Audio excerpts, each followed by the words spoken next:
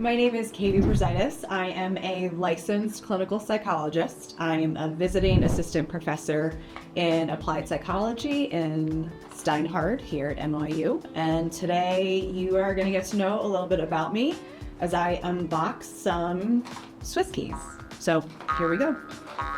All right, our first little guy who's reading a book, very fitting.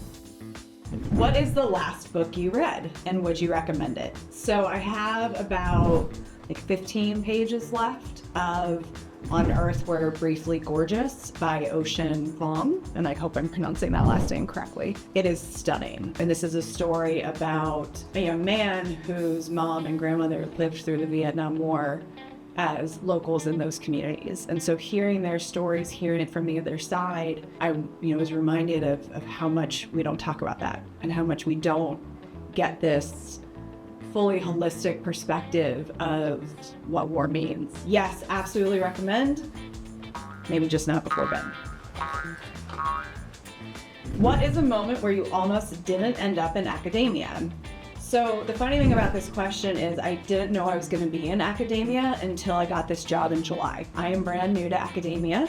I have been fully clinical for the duration of my career. I opted to, for a number of reasons, leave the VA, leave working directly with military populations, and ended up in private practice. And as much as I loved the freedom of private practice, it's really lonely, it's really isolating, and I missed getting to teach. When I was in the VA system, supervision was a huge integral part of our job, and I grabbed all of the teaching opportunities I could, not just for psychology interns, but also for medical students and psychiatry residents. And so being in private practice, there's no built-in opportunities for that.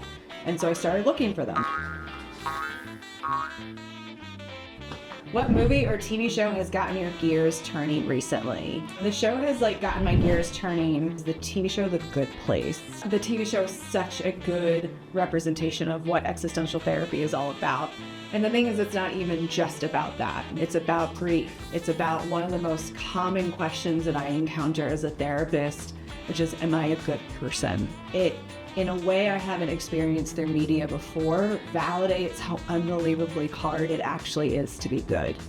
That everything, especially in our global world, our 24-hour news cycle, our inundation with information, there's always a hook. There's always a caveat to things. And then this other very small moment where Maya Rudolph, who's just a comedic genius, is like, Earth is a mess, y'all. But it was just a simple moment. I was like, I feel so seen.